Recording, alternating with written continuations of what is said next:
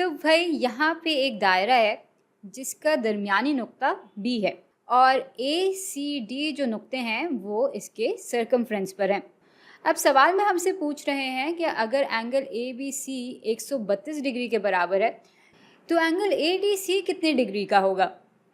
यानी ये जो एंगल है, ये ए बी सी, इसमें जो एंगल बी है वो बराबर है 132 डिग्री के, और हमें इस पूरी मालूमात के ज़रिए ये वाला एंगल मालूम करना है। अच्छा, इस एंगल को हम दरमियानी एंगल यानी सेंट्रल एंगल कहते हैं और इसको हम कहते हैं इंस्क्राइब्ड एंगल। इंस्क्राइब्ड एंगल तब बनता है जब दो कोड्स आपस में मिल रही होती हैं। जैसे यहाँ पे ये कोड है और ये कोड है और ये दोनों यहाँ पे मिल रहे हैं, तो यहाँ पे ये एंगल बन रहा है।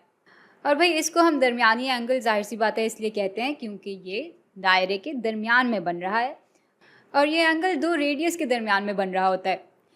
अच्छा, बात यह है कि ये दोनों कोड्स भी इसी आर्क पे जाकर मिल रहे हैं और ये दोनों रेडियस भी इसी आर्क पे जाके मिल रहे हैं, यानी ये दोनों ही एंगल्स इस आर्क को इंटरसेप्ट कर रहे हैं, इससे जाकर मिल रहे हैं।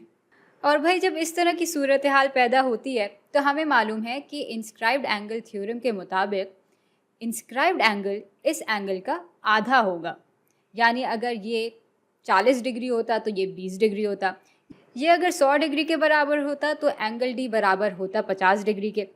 अभी के लिए ये 132 डिग्री के बराबर है, तो 132 का आधा बराबर होता है 67 के, तो angle D, angle A D C बराबर है 67 डिग्री के।